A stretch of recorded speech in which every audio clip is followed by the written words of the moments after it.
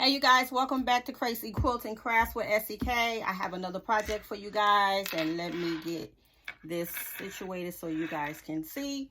You guys, we're going to be doing another easy peasy project. Also another wonderful gift that you can make. Super easy peasy, beginner friendly. And what we're going to be making is a dry mat, you guys. And I love to make these too. Now, same concept, you're layering. I'm going to keep enforcing your layering. Your make sure your directional fabric is in the same direction, like so. Right sides facing each other. Your 3 layers, 1, right? 1, 2, 3. So what's different about this project, you guys? Well, what's different about this, being that it's a dry mat, I use old towels. So perfect for a dry mat. You want to put it at your kitchen. You want to use it as a canning mat. I use these as canning mats as well because, you know, when you pull your jars out the canner, they have a lot of water on them. So these dry mats are really good to absorb the water once you place your jars on them. I love making these. I have tons of these made already. These are wonderful gifts. You can roll that up, put a little ribbon on it, and give it as a wonderful gift, no matter what day, what special day it is. It could be Valentine's Day, birthday, friendship day, sister day, whatever. But it's wonderful, wonderful gifts. Very easy peasy. Same concept. 1/4 inch sew around. Leave your 3 to 4 inch gap. Y'all know how I say the 3 to 4 inch gap. Being that this is a towel, as batting, we're using a towel as batting. You want to do about 4 inches because it's going to be kind of thick in there. Also, you guys, y'all already know the tools that you want to use. So on this project, I am using some stick pins, some nice size stick pins, because this will shift underneath your presser foot because it is thick. Also, you want to use a quilting foot so that you can get all your fabrics through somewhat evenly, right? So y'all already know. Y'all can make this to your liking as far as size. Mine's is roughly, let's see, it is 16 by 21. That is an exceptional size drying mat. This will go good right next to your dishwasher, right on top of your sink, whether you use a dry rack or what have you. But very, very, very nice. Easy peasy. You could bust these out probably, maybe you probably could get about 8 to 10 of these done within probably an hour and a half, especially if you already cut. So a lot of times, you guys, when I come into my craft room, if I don't sew, I have also the addiction of just cutting up fabrics. I love to have fabrics cut and already prepared for my next season of crafting. Like, I will probably cut up a whole bunch of these, save them, roll them up for next season when the craft season kick in for me in the fall months.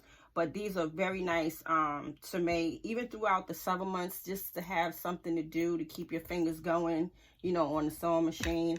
I tend to do a lot of my crafting in the fall months, a lot of my crocheting in the fall months. I may do little projects in the summer months just to keep my fingers going. But these are very nice to do, especially if you want to take that break during the summer months and just keep your fingers going and producing gifts. Because y'all know, as crafters, we're always making little knickknacks like this as gifts. So again, we're going to get to the sewing machine. Same concept. 3/4 inch around. Leave that 4 inch to 3 inch gap. I'm going to do 4 because this is thick. Use your walking foot. Make sure you change that out because you definitely don't want to jam up with these layers, these thick layers of towel underneath your presser foot in your machine. All right, you guys, so let me get to the sewing machine and get this all sewed up, and I will bring a video on how I close this in. Y'all know how SEK, the Crazy Crafter, do. I will see you guys in the next clip. Okay, you guys, I am back from the sewing machine. I had sewed my 1/4 inch all the way around, you guys. I left my opening. But what I wanted to show you guys, when you're dealing with the towel, The towel tends to shift because it stretches. So y'all see all this excess right here? I will have to cut this off because when I go around it and do my little closing, I don't want that thickness, that border to be that thick. I have made some dry mats where the border was really thick around that area. So I don't want that. But I'm glad this happened because I wanted to show you guys. So when you have this much access, you can go take your ruler and just you know, slice down that excess of the fabric. So I'm gonna get that done, and then what I'm going to do is enclose this in.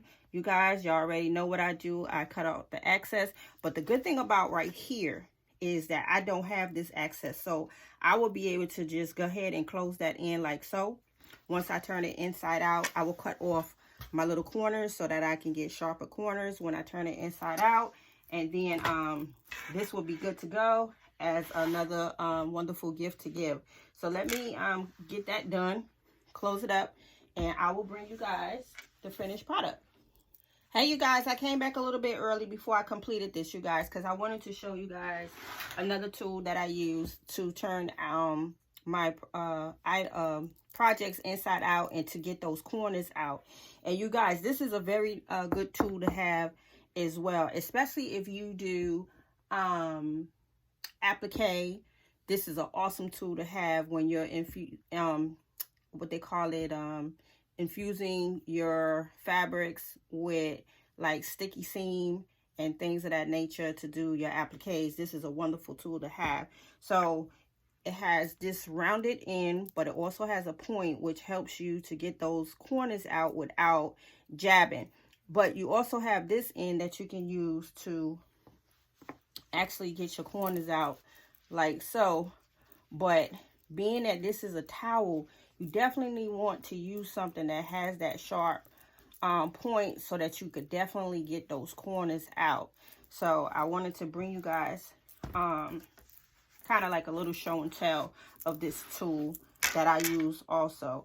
So remember I told y'all, being that the towel was just a tad shorter, which was good, I didn't have to do that little cutting out piece that I usually do with the other batting. So you see what I'm saying about when you close it in?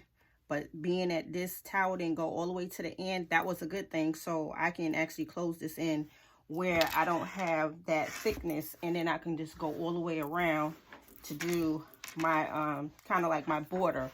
All right, family, so let me get to the sewing machine. I just wanted to show you guys that tool real quick. So let me go to the sewing machine and get this all sewed up and finished so you guys can see. All right, you guys, I am back from the sewing machine, and this is what it's looking like, you guys. Y'all see the trim around the border? Like so, all the way around.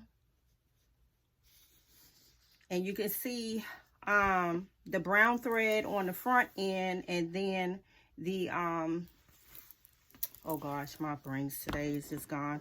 The other thread on the back end. All right, the bobbin thread. So this is what it's looking like. This came out really nice, you guys. A wonderful drying mat. I also wanted to show you guys some more that I have made. And this one here, and here's the whole stack, you guys, right here. So I'm going to add that one to that. But I also wanted to show you guys the quilting part of one that I made. So I just quilted this one with straight lines going down, and you can see it. And this one already has my label in it, like so, which I have to get ready to label the rest of them. But this is what I mean about making quick, easy peasy projects to where you can just stack these up and have them ready to give as gifts. All right, family. So that is my stack. And this fabric here, you guys, I actually got from Hobby Lobby. So these are some that I made already, and some of these are actually heated mats as well as dry mats. So I have a few dry mats, and you can hear the insulate bright inside of here. And some of them I do have labeled, layered with towels. Some of them are layered with just regular batting, and some of them are just with towels. So you can choose how you want to do these. You can do them all different ways. However way you want to layer your inside, that's what you can do. And if you want to quilt, you can quilt. If you don't want to quilt it to the point of this, you don't have to. And again, wonderful, wonderful gifts. All right, family, so I hope you guys enjoyed this tutorial, Get to Crafting. Today was a wonderful day to craft. That's why I'm on the road. We have thunderstorms coming in like crazy, which is good. But I hope you guys enjoyed this tutorial on how to make a drying mat. And SCK the homesteader. Yes, homesteader too. Okay, you guys.